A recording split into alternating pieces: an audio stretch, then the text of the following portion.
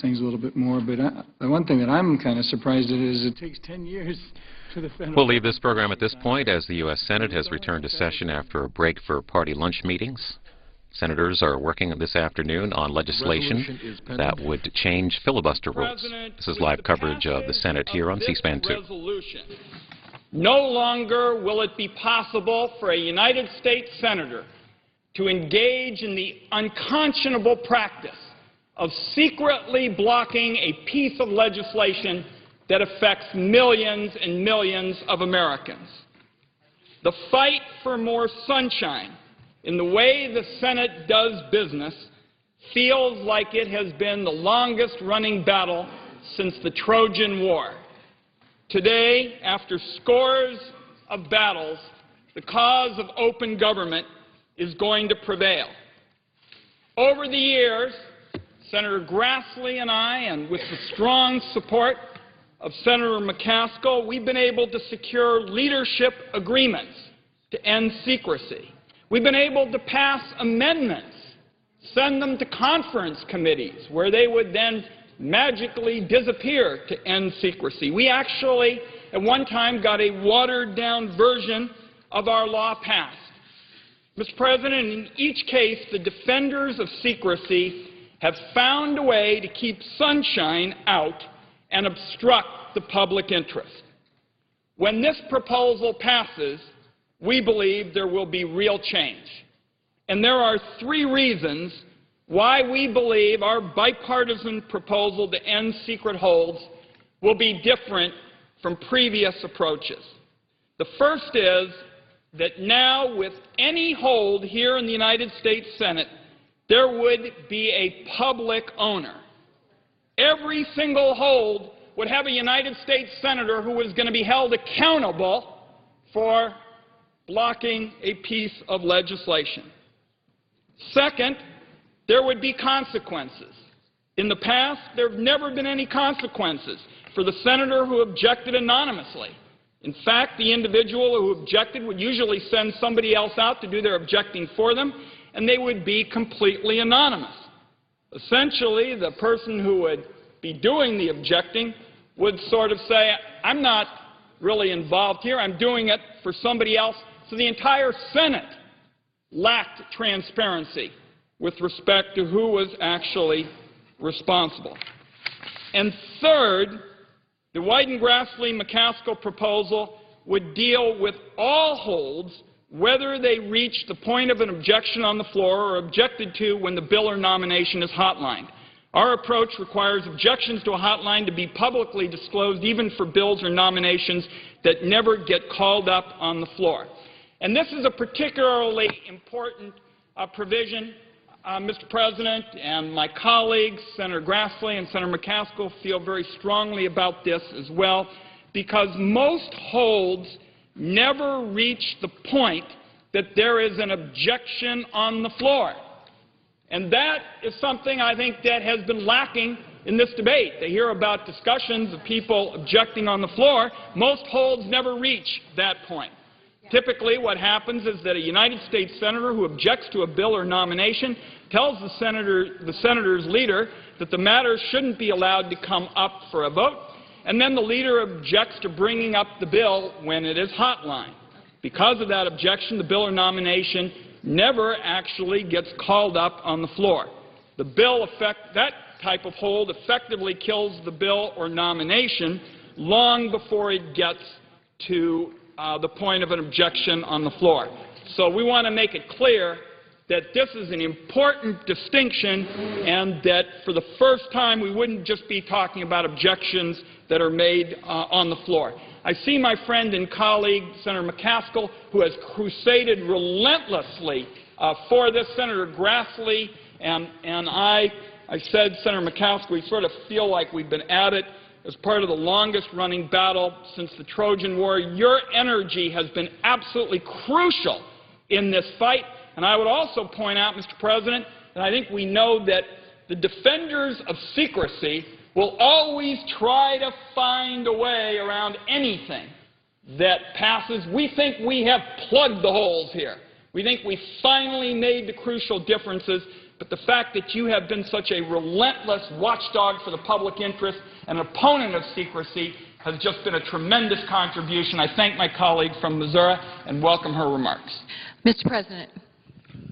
Senator from Missouri. Mr. President, very briefly, I am proud to join Senator Grassley and Senator Wyden in their long crusade on this issue. I'm giddy, frankly. I can't believe it.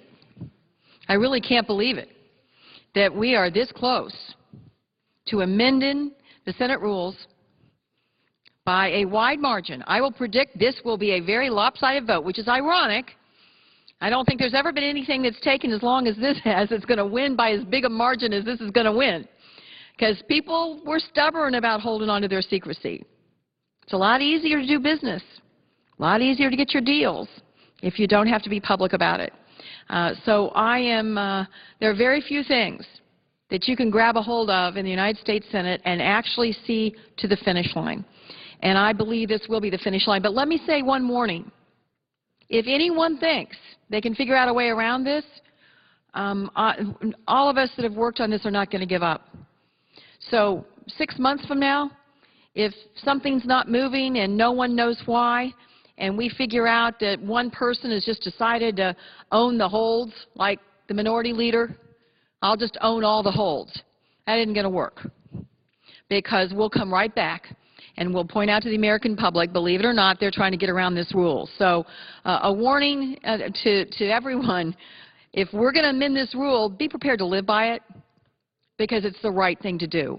And I think our stock will raise with the American people. I think the transparency is essential, and I'm very proud that it appears, I'll keep my fingers and toes crossed because it hasn't happened yet, but it appears that we have bipartisan agreement that this nonsense is going to end.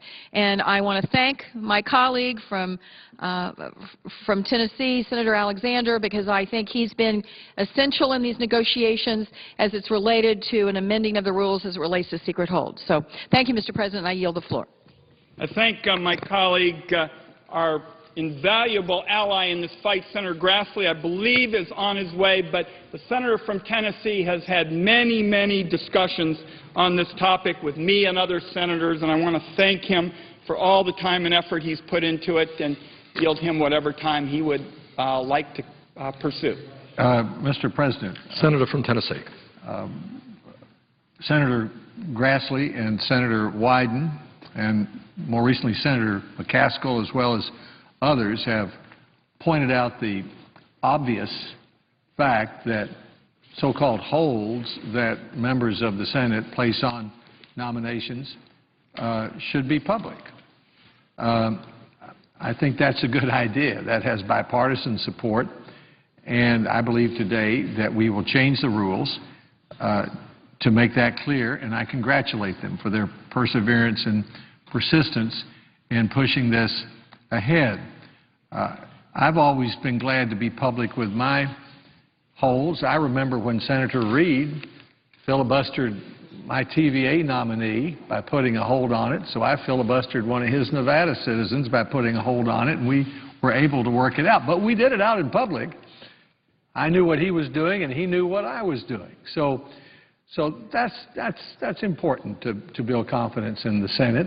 And I would say, while I believe the senator from Iowa is on his way over, he's been the partner with Senator Wyden on this for some time, but I would like to say to Senator Wyden and McCaskill and others, as I've already said to Senator Merkley and Senator Udall, that the efforts they have made to change the rules of the Senate, even though they won't succeed in all of the changes they're seeking to make, have created a window of opportunity which I believe on both sides of the aisle we believe will make the Senate a better functioning forum with which to discuss serious issues.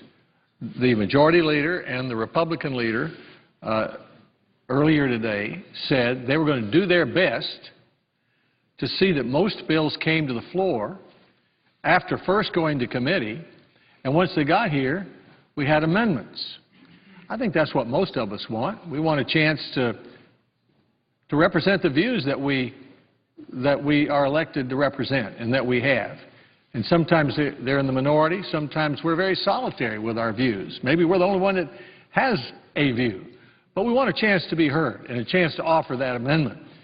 And I think we're preserving the Senate as a forum in which that can be done, but at the same time we're making it a more effective place in which to do that. And I congratulate Senator Wyden and his colleagues, Senator Grassley and others, for their efforts. Senator from Oregon. While we wait for Senator Grassley, who, as Senator Alexander has mentioned, has just been relentlessly pursuing this with us for years. Again and again, Senator Grassley would come to the floor and make the point that a United States senator simply ought to have the guts, just ought to have the guts to stand up and say, look, this is important to me. I'm the individual who ought to be held accountable. And Senator Grassley, in that inimitable Midwestern way, just always manages to get these issues down to what they're really all about. It's about accountability, and as Senator Grassley says, it's really about guts. I would also mention what is striking about the secret hold, Mr. President, is this astounding power. And I think it's only fair to describe it that way. I mean, I know of few powers that an elected official has that resemble the ability to anonymously block a bill or a nomination that affects millions of people. It is an astounding power, and for years and years, it has never been written down anywhere.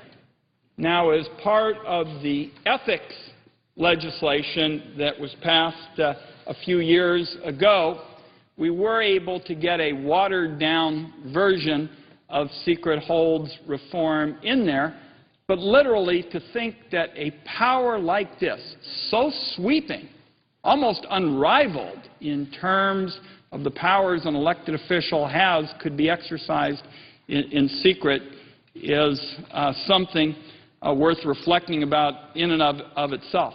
I will also tell colleagues that for those who want to get into the history of this, there are all kinds of holds. There was the revolving, hold. There were a number of different ones, but my favorite over time was the Mae West hold, which came to also be known as the Come Look Me Over hold, which was almost as if a United States senator was declaring that they weren't sure what they wanted to do with their hold, but somebody ought to just come up and see them sometime. And it just goes to show you that these kinds of practices, and this is what has been good about the work done by Senator Schumer and Senator Alexander. My friend and colleague from Oregon, Senator Merkley and Senator Udall, has been so important because for the first time they have brought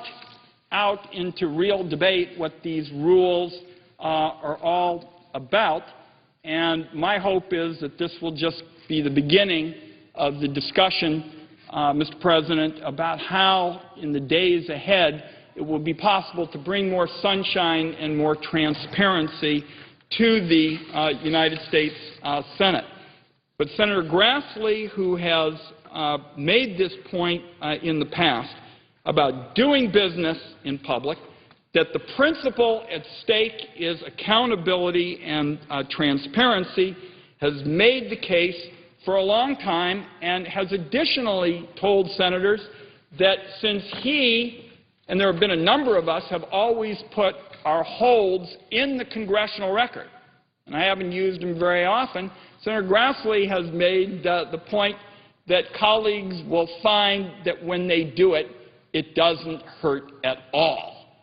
That, in fact, not only do they not suffer any detrimental consequences, but they do it, the public thinks more of them.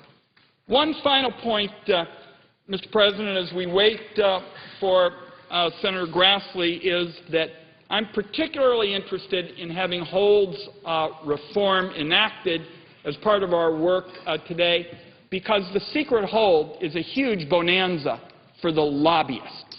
The lobbyists can, as we've seen year after year, go to a United States senator, say, you know, it'd be a big favor to me if you just put a hold on something so we can get a little more time to have a chance to make our case.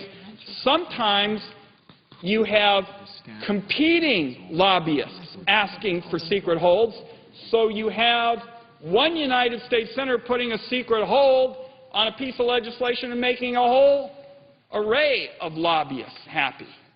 Sunshine will be good for the United States Senate. It will certainly be good because it will shine the hot light on some of these lobbyist practices that we have been trying to discourage here on the floor of the United States Senate. Mr. President, I've just been notified that Senator Grassley is unavoidably detained. He is not going to make it to the floor at this time, but on behalf of myself and Senator Grassley and Senator McCaskill, at this time, Mr. President, I would ask for the yeas and nays. Are there sufficient seconds? There appears to be. There is. The yeas and nays are ordered.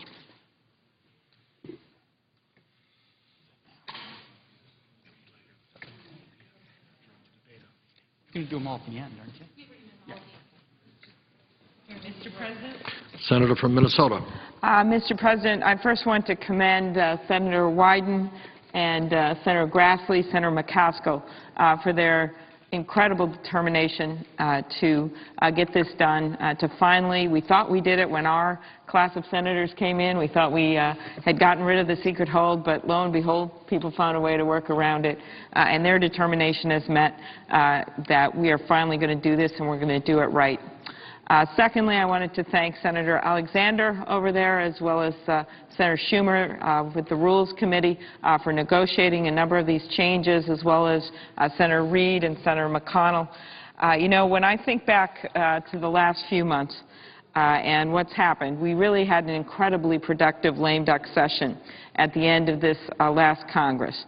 We all know there's a lot of work to be done. But in the closing months of this year, we showed people, I think to their surprise, that we could truly get some things done on a bipartisan basis. And when the American people unite and see a clear issue, whether it's a nuclear arms treaty, whether it was the vote on the repeal of Don't Ask, Don't Tell, whether it was the first responders after 9/11, and they say, hey, what's happening in this chamber, because they actually see a debate. They see someone standing up and making their point, as you do so well, Mr. President, on so many issues, then they can make a decision. And that's all we're talking about here when we talk about these sometimes complicated and convoluted rule change. It's getting things out in the open. And obviously the first thing is to get rid of the secret hold and permanently end it. The second thing that's important here is filibuster reform. It's a long-standing tradition in the Senate that one senator can, if she chooses, hold the floor to explain her objections to a bill. We always think of Jimmy Stewart's character, Jefferson Smith, in Mr. Smith Goes to Washington. And this is where Senator Udall, who, by the way, I always think his voice sort of sounds like Jimmy Stewart, but where Senator Udall and Senator Merkley have come in and have done such a tremendous job of pushing these filibuster reform issues, as well as Tom Harkin, who has been working on this long before our group ever came to the Senate. A group of us got together with the smart proposals made by Senators Harkin and Udall and Merkley, got together to look at what are the best reforms, what are the ones we can truly get through, what's a package that we can go to the other side of the aisle and talk about what we need to get it done. The agreement that has been reached includes some of the important changes we want. The first I mentioned, to get rid of secret holds. But, of course, critical reforms to the filibuster are still necessary, as far as I can see. One of the things that I hope we reconsider as we go down the way is the idea that we could actually make people stand to filibuster, so that they're in this chamber, They are discussing why it is so important that they hold something up, whether it is a judge, whether it is the Assistant Secretary of Oceanic Affairs, whether it is a major bill or a minor bill. People should be able to hear the arguments and then make their own decision. And by the way, if they have a good argument for filibustering something, or if a group of senators have a good idea, American people will say, okay, I can understand why this is happening. But if they're just doing it for reasons that don't make any sense to the people of this country, then they're going to be seen for it's going to be seen for what it is, and that's slowing down the progress of this country at a time when there are so many major issues that we need to deal with in this chamber. So I'm happy that we've been able to reach agreement on a number of these important issues. It would not have happened without the people who are here today, without their determination, and I look forward to more changes and agreements in the future. With that, Mr. President, I yield the floor.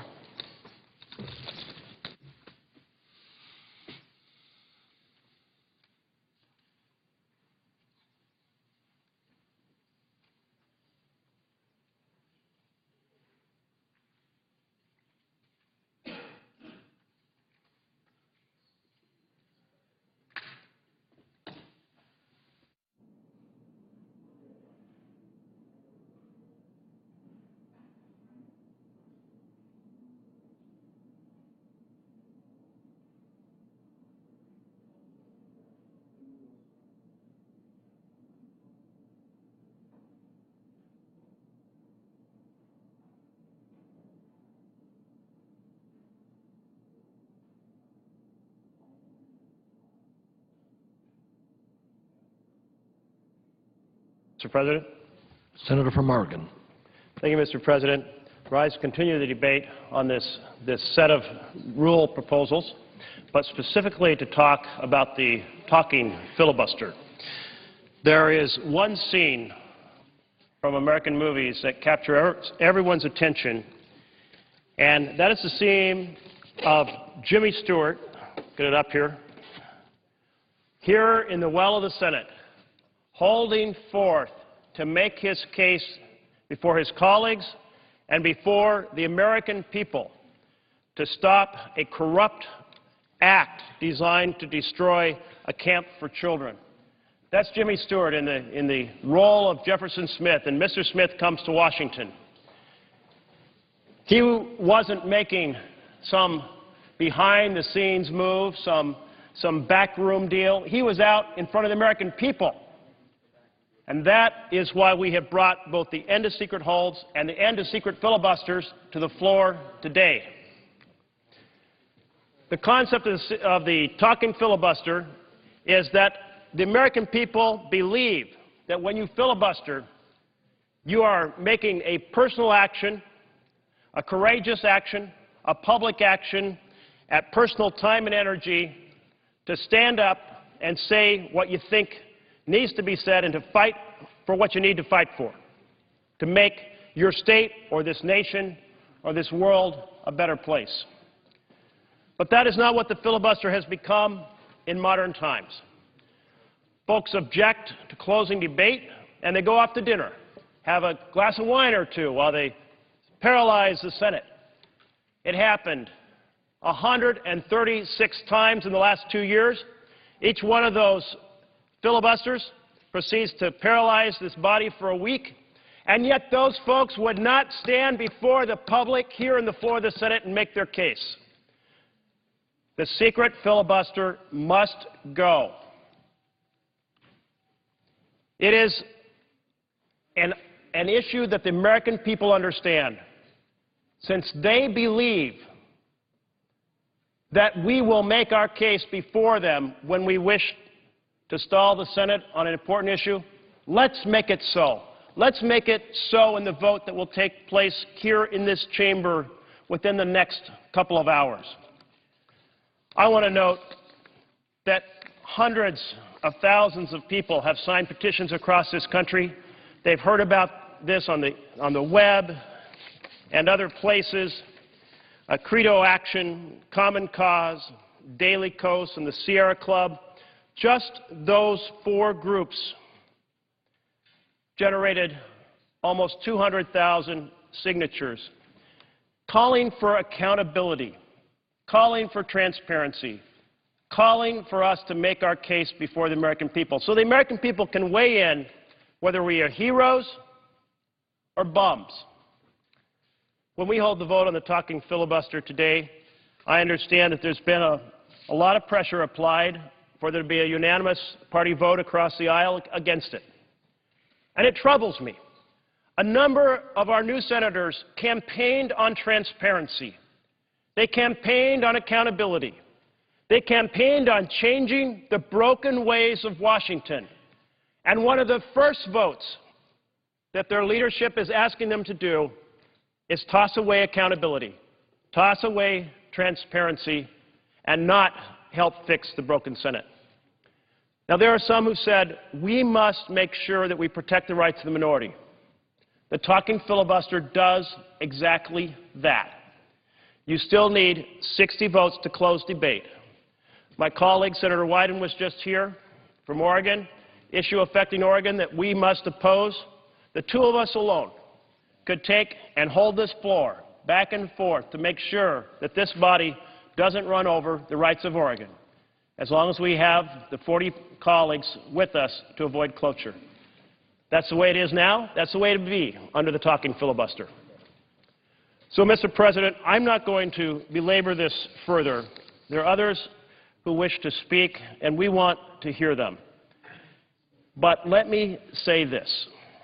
When we have gotten to the point that we cannot get a single appropriation bill done in 2010, when we could not address 400 House bills by collecting dust on the floor, when we had 100 nominations in which we did not fulfill our constitutional responsibility to advise and consent, then we have a responsibility to work together to change the conduct of this Senate, to change the rules of this Senate, so that those rules are not abused in a fashion that undermines our performance under the Constitution.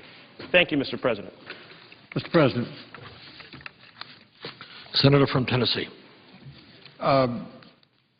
The senator from Oregon has talked about the number of nominations that couldn't be considered. I'm sure the senator from Oregon remembers that there cannot be a filibuster on a motion to proceed to a nomination. All the senator has to do, the majority leader has to do, is just bring it up. You can't debate that. And if he should bring it up, and if a senator over here or over there, even one senator, as was done to me when I was nominated by President Bush to be Education Secretary, Senator Metzenbaum, as it turned out, had a hold on my nomination for 3 months. But all it would have taken for me to be confirmed was for the majority leader to bring my name to the floor, and then we could have debated. If we could get 60 votes for it, we could debate it for 30 hours, and that would be it. What would happen during the 30 hours? Well, we don't have senators going out to dinner except on the other side of the aisle, because under the current rules, in those 30 hours, one senator gets 7 hours to speak. Now, we know a senator can do that because a distinguished senator from Vermont demonstrated very capably that he was capable of doing that not long ago. Did a great job. People all over the country saw it, wrote him, became a little bit of a celebrity for that day, maybe for even longer. So senators are still capable of that. But if he wanted to take the whole 30 hours in a post-cloture period, and he was in a different period, he just got the floor and talked, which we all have a right to do when we get the floor. That's it for the senator, I mean, of that 30 hours. He then has to get 23 more senators to join him in taking an hour of that 30 hours.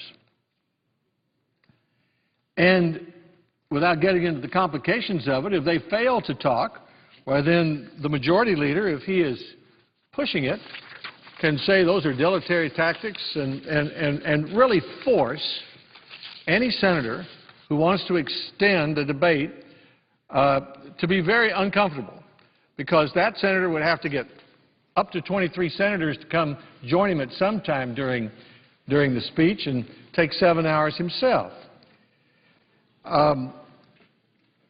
the reason why that hasn't been done is because the majority hadn't wanted to do it. Now, I'm not just saying that. The master of the Senate Rules, Senator Byrd, said it in his last testimony before our Rules Committee. He said,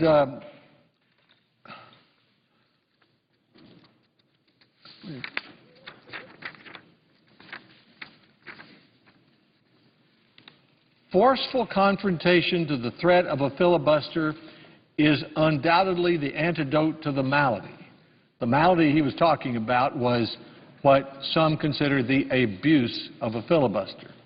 Most recently, Senator Byrd said, before he died, Senate Majority Leader Reid announced that the Senate would stay in session around the clock and take all procedural steps necessary to bring financial reform legislation before the Senate.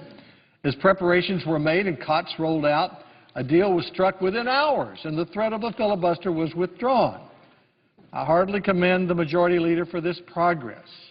I strongly caution my colleagues as some propose to alter the rules to severely limit the ability of a filibuster. I know what it is to be a Majority Leader and wake up on Wednesday morning in November and find yourself a Minority Leader. I also note that Senator Byrd said that Senate rules provide the means to break a filibuster, and he went on to describe it. So, Mr. President, I don't want to suggest to the distinguished whip, who knows all the rules of the Senate much better than I do, or to Harry Reid, the Majority Leader, who knows them very, very well, how to break a filibuster that he thinks is an abuse to a filibuster, but they know how to do it. Now, it takes a little trouble. You can't go out to dinner and have a glass of wine, as the senator from Oregon was talking about. You have to sit over there on that side of the floor and have 50 senators ready. But you could sit over there and say, I would like for the senator from Tennessee to assert himself, and you can stay all night. And I imagine if you did that once or twice, or if we voted on more than 0 Fridays, which was the number of Fridays we voted on last year, you could confront filibusters. Just let me finish my sentence. I'll be delighted to yield the floor to the senator from Illinois. But I would say to my friends that that what we're trying to do today is to move past this time where we point out that the Majority Leader has cut off our right to amend in debates 6 times more than recent Majority Leaders. That's what gets everybody stirred up over here. We came here to, it's like telling us we could join the Grand Ole Opry and can't sing. You know, we're here to speak. We're here to let people know what the people in Tennessee think. We might be in the minority, but we're in the Senate, where the minority is supposed to have a voice. So when time after time after time you bring a bill to the floor and cut it off and call that a filibuster, well, we don't, that's why we're upset. You're upset because as a result of that, you didn't get to bring as many bills to the floor as you would like. Well, we're trying to put all that behind us today. And this window of opportunity we have here has produced what I think is the most important event here. I think these rules changes that we're going to adopt today are good and move us in the right direction. But the real value of this debate and this whole effort has been to cause us to stop and think about how the Senate operates and to realize that, the best way to do it is for most bills to go to committee, most bills to come to the floor, and most senators to get most of the amendments that they want offered and voted on. So we might have to vote on a Friday, maybe even a Thursday night, maybe even a Saturday, and it might be that the majority has to confront a filibuster by saying, Senator so-and-so, if you're going to slow us down on this, we're going to make you use that 30 hours. You're going to have to talk your 7 hours. You're going to have to get 23 other senators, and we're going to be here to see that you do it. My guess would be you do that about once, maybe twice. That would end that problem. But my real guess is that if this general attitude that the majority and minority leader talked about earlier today, which is we're going to do our best to see that most bills come to the floor, that most senators get the amendments they want, and the votes they want, I think you'll see very few uses of the filibuster that you think are inappropriate. And if you think they are, according to Senator Byrd, you've got the means to confront them. So my hope is that that this whole exercise not only is producing some rules changes which are valuable, but is producing a change in behavior on both sides of the aisle, which will be valuable. We'll wait and see. And I'm happy to yield to my friend from Illinois. President? Senator from Illinois. I see others standing, and I'll be brief just to say a few words in support of the so-called talking filibuster. In the world of the most arcane things that people can concentrate on, this book would probably be on the top 10 bestseller list. It's the Senate manual. It has the rules of procedure and rules and the precedents of the United States Senate. And unless you live here, work here, follow the Senate, most people never, ever have any glancing occasion to even observe these rules, let alone paying attention to them. So why are we doing this? When we have all these people unemployed in America, when we have so many challenges at home and abroad, why are we taking the time in the United States Senate to talk about this book and the rules included?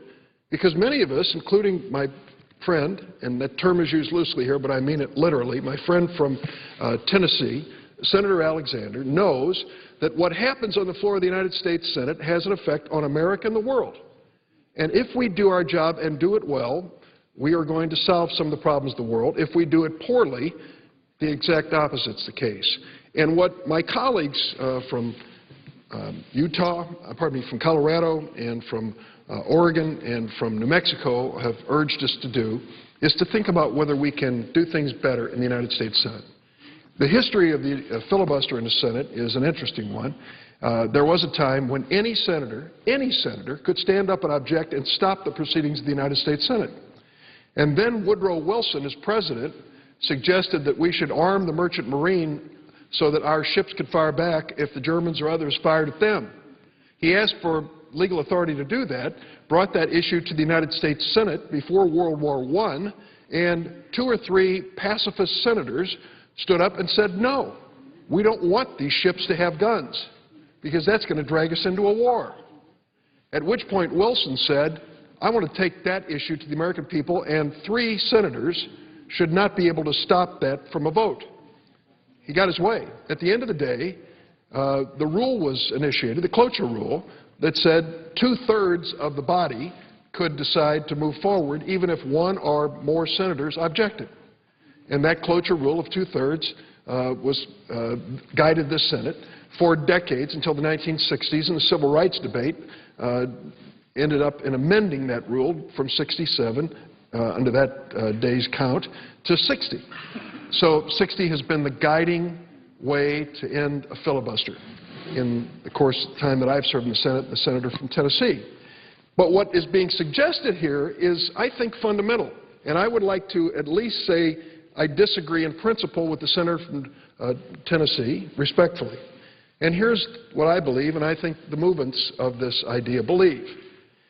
If the senator from Tennessee believes in his heart of hearts that something is so bad, so controversial, so wrong, that he wants to stop the business of the United States Senate in considering and debating an amendment or a bill, if you feel that strongly about the value or principle that would lead you to want to stop the Senate, what we're being told is you ought to be willing to stand here and say why.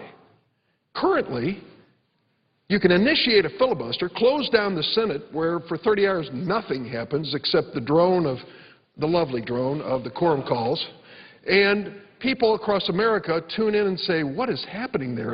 Are they actually going to pay these men and women for doing nothing another day? So a person initiates a filibuster and can literally leave the floor and head out for dinner, and the Senate is stopped cold. Now, what is being suggested is, if you believe it, if it's important enough to stop the business of the Senate, for goodness sake, stand up and tell us why. Defend yourself. Stand up for your principle. I would remind the senator from Tennessee, and I think he was a member at this time, that one of our colleagues, who will go unnamed, but from your side of the aisle, initiated a filibuster once, which forced us to come in on a Saturday, as you say, a rare occurrence here, and to be here, to have enough, over 60, to vote because of his filibuster, and that senator didn't show up. He initiated the filibuster and didn't stick around. He was asked later, he said, oh, I had something important to do back home. Now that, to me, I will at the end, after I've explained my position here, I will. But that, to me, is a classic illustration of someone who initiates a filibuster and then takes a powder, heads to their office, goes out to dinner, goes home to attend an event, and says, let the Senate burn up 30 hours. I'll be back later. Now, what we're hearing from the other side is it is far better for us to say to that senator, if it means that much to you to stop the Senate, it should mean enough for you and some of your colleagues to stand up and fight for that right. Is it worth it? Will you at least take the floor and speak to it? Now, what the senator from Tennessee says, oh, there's a better way. The better way is to force the entire Senate during a filibuster to be here. All of us. So any one senator then changes and affects the lives of all senators by saying, we're going to stay all night, we'll have live quorum calls, we'll sleep on cots in the marble room if that ever would happen again, and that's the way to stop the filibuster. So think about that for a second. I say to my friend from Tennessee, is this a punishment to the person who initiates the filibuster? Does it even put responsibility on the person who initiates a filibuster? And the answer is clearly no. The burden under your defense of your position falls on the entire Senate to sit here all night long because one senator objects. I think this talking filibuster is much more reasonable. If it means enough to you to object to the Senate moving forward on the debate of an amendment or a bill, then for goodness sakes, have the courage and be open enough to stand at your desk and defend your position. That is not unreasonable. And if you find that you can't hold a number of colleagues to your position, let's move on. Let's move on. If you don't want to stand and actually debate the issue but want to go out to dinner with your buddies, that's fine. But don't try to stop the Senate while you're on your way to a nice dinner here in Washington, D.C. Not you personally, but the person who would move for this filibuster to be initiated. I support this talking filibuster, not just because of Jimmy Stewart, who created this mental image of what a filibuster is like, but because I think the principle's sound. And I think what our colleagues have done here would help the Senate. I'd be happy to yield for a question. My question? Happy to. Mr. President, since... Yield for a question. The question is this. Since the distinguished whip has apparently renamed this amendment the which side of the aisle goes out to dinner amendment, let me ask him this. Isn't it true that if your side didn't go out to dinner, that you, since you asked to be elected to the United States Senate and you raised a lot of money and you worked hard and you defeated some Republican to get here, and if you really think someone's over here abusing their minority rights by filibustering, then why would you go out to dinner? Why wouldn't you want to be over there and hear that person talk and respond to him? Why would you not do that? Senator Byrd, isn't it true that Senator Byrd says forceful confrontation to the threat of a filibuster is undoubtedly the antidote to the malady? And Senator Byrd did not want us tampering with this 60-vote procedure that we have here that forces consensus. So my question to the minority leader is, why did you go out to dinner so often through the chair to all senators when instead you could have been here dealing under the rules, as Senator Byrd suggested, with abuses to the filibuster, or what you considered they were? The senator misspoke and called me the minority leader in defense of his relationship with Senator McConnell. I asked the record be corrected. Let me just say quickly, the obvious question is, what do we accomplish by staying here all night? Every 15 minutes, every hour, the majority leader could ask for a live quorum, and members could be asked to come vote. And if they don't, their voting record would reflect it. So the body would pay the price of putting the pressure, the confrontation that Senator Byrd speaks of. What the senators who are proposing this suggest is the person who wants to stop the Senate should really have the burden of explaining why, of standing and defending his or her position. I don't think that's unreasonable. I yield the floor. Mr. President. Mr. President. Senator from Oregon. Thank you, Mr. President. I want to correct the record on something that's been common to say on the other side of the aisle, and that's that the abuse of the filibuster has been a response to filling the tree. So here we have the last 2 years. We had the tree filled once. We had 33 filibusters.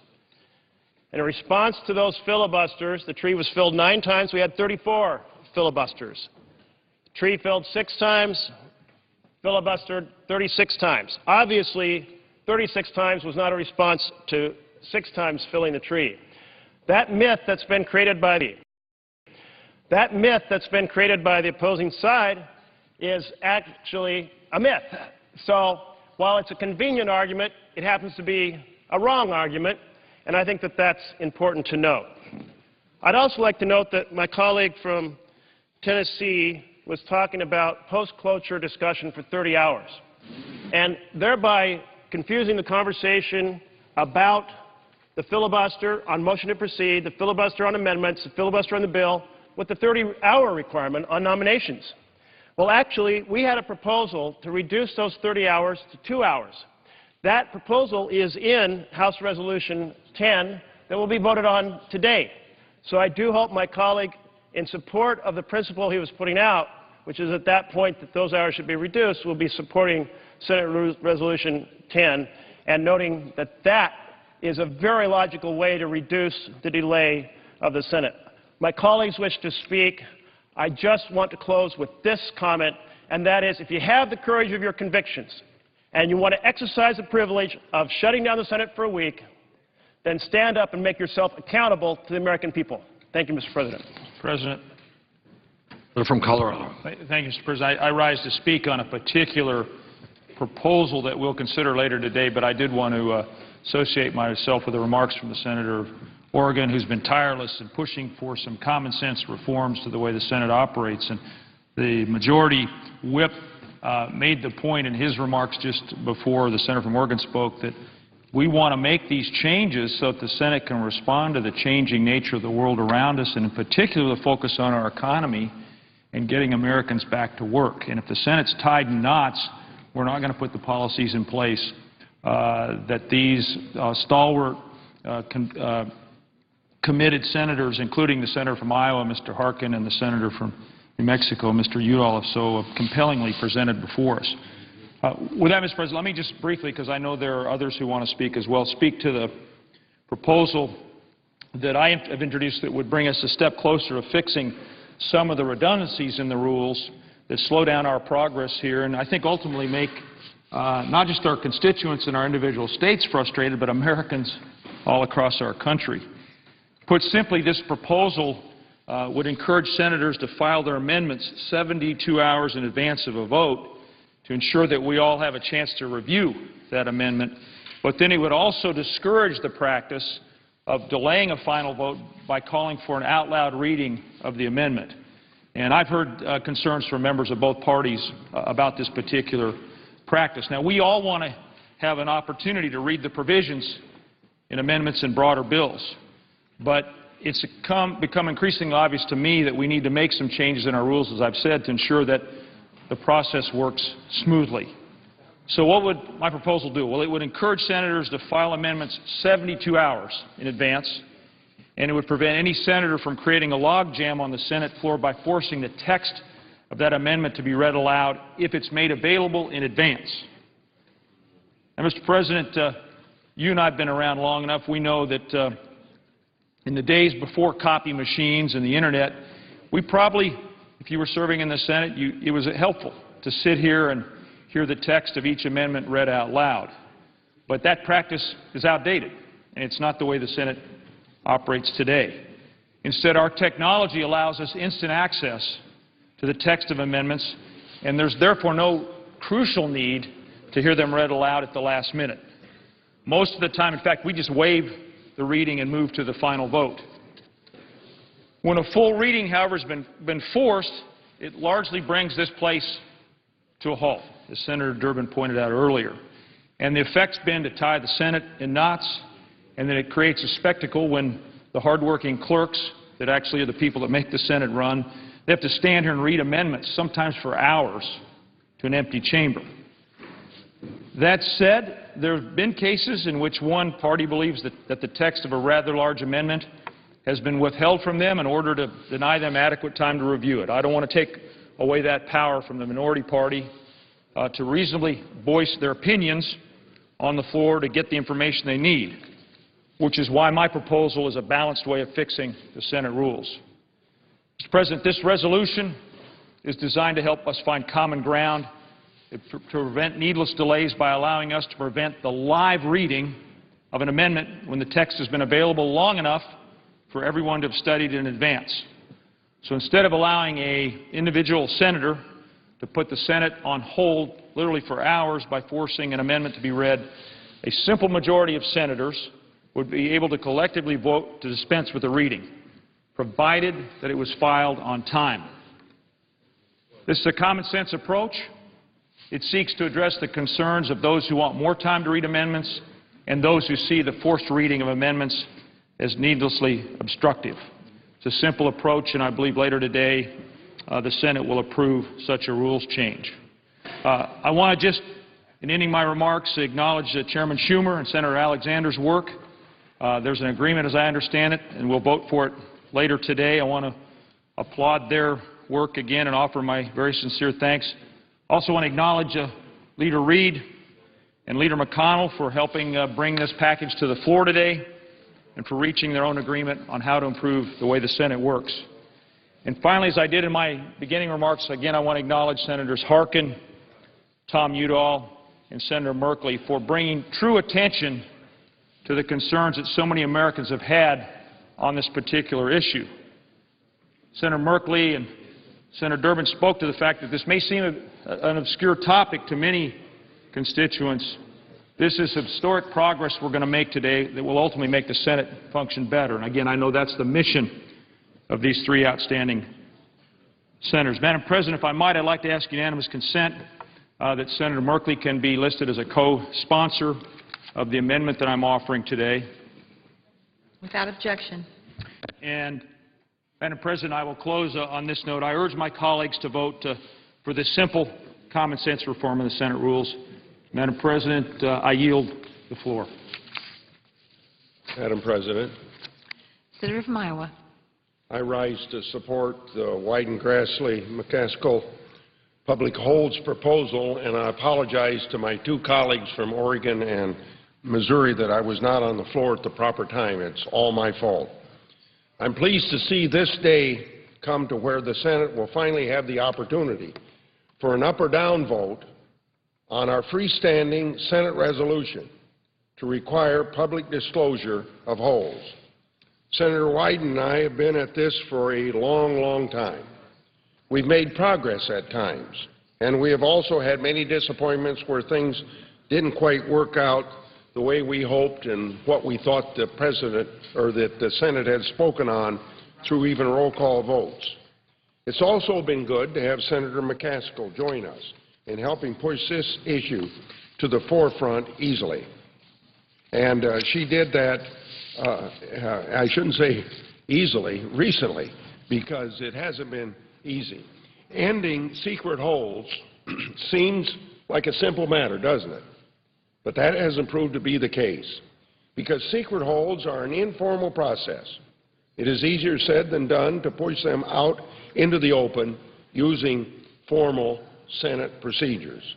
It's kind of like trying to wrestle down a grease hog.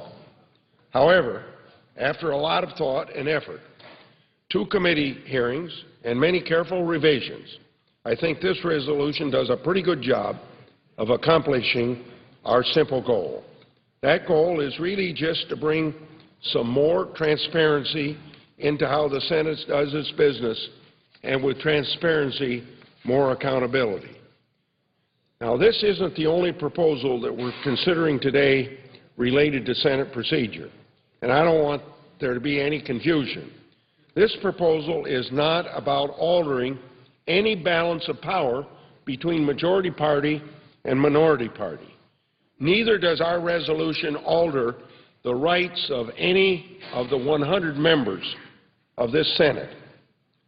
Over the time I've been working on this issue, I have occasionally encountered arguments purporting to defend the need for secret holds. However, the arguments invariably focus on the legitimacy of holds, not on the subject of secrecy. So I want to be very clear that secrecy is my only target and the only thing that this resolution eliminates. I fully support the fundamental right of individual senators to hold or withhold his or her consent when unanimous consent is requested. Senators are not obligated to give their consent to anything that they don't want to, and no senator is entitled to get any other senator's consent to their motion. I think the best way to describe what we seek to do with this resolution is to explain historically how holds came into being, as senators have heard me do before. In the old days, when senators conducted much of their business in a daily way from their very desk right here on the Senate floor, it was a simple matter to stand up and say, "I object," when necessary. These days, most senators spend most of their time off the Senate floor. We're required to spend time in committee hearings, meetings with constituents, and attending to other duties that keep us away from this chamber. As a result, we rely on our respective parties' leaders here in the Senate to protect our rights and prerogatives as individual senators by asking them to object on our behalf. Just as any senator has the right to stand up on the Senate floor and publicly say, "I object," it is perfectly legitimate to ask another senator to object on our behalf if we cannot make it to the floor when consent is requested. By the same token, senators have no inherent right to have others object on their behalf while keeping identity secret. If a senator has a legitimate reason to object to proceeding to a bill or nominee, then he or she ought to have the guts to do so publicly. We need have no fear of being held accountable by our constituents if we're acting in their interests, as we are elected to do. Transparency is essential for accountability, and accountability is an essential component of our constitutional system. Transparency and accountability are also vital for the public to have faith in their government. As I've always said many times, a people's business ought to be done in public. In my view, that principle is at stake. Madam President, I see my colleague from Oregon here on the floor, and if he would indulge me, I would ask unanimous consent for engage in a colloquy with the senator from Oregon to get his thoughts as well. Without objection. Madam President, as Senator Grassley has said, Senator Grassley and you, Senator McCaskill, and I have always maintained that there is no legitimate reason for senators to keep holds they have placed with their leaders secret for any period of time. In fact, for quite some time, we have made a practice of immediately disclosing any hold we place in the congressional records. And that has been at the heart of our resolution, in my judgment. Would my colleagues, my friend from Iowa, agree? Absolutely correct. One of the defects of the watered-down secret holds provision that was included in the Ethics Reform Bill in the 110th Congress is that it allowed for large windows of secrecy before disclosure was required. So our resolution states that the leaders shall recognize holds placed with them only if two conditions are met. If the senator first submits the notice of intent to object in writing to the appropriate leader and grants in the notice of intent to object permission for the leader or designee to object in the senator's name. And secondly, not later than 2 session days after submitting the notice of intent to object to the appropriate leader, submits a copy of the notice of intent to object to the congressional record and to the legislative clerk for inclusion in the applicable calendar section. I thank the Senator because I think that is an important point, because the resolution, the bipartisan resolution, clearly establishes the responsibility of all senators to go public with their holds and the understanding that the leaders will not honor secret holds. In addition, a concern that has been expressed is the lack of an enforcement mechanism in case there is a breakdown in this process, that it doesn't work as intended. Could the senator from Iowa address that, because I believe our resolution addresses that concern as well. It certainly does. Even if the process that we've talked about isn't followed, once a hold comes to light in the form of an objection, someone will be required to own up to that hold. It will no longer be possible for a leader or their designee to object but claim that it is not their objection. They can say on whose behalf they are objecting and why not. We also require senators placing a hold to give their permission to object in their name. Still, if a senator objects and does not name another senator as having the objection, and another senator does not promptly come forward claiming the objection, the senator making the objection will be listed in the relative section of the Senate calendar as having placed that hold. I would yield for final conclusion to the senator from Oregon. I thank the senator from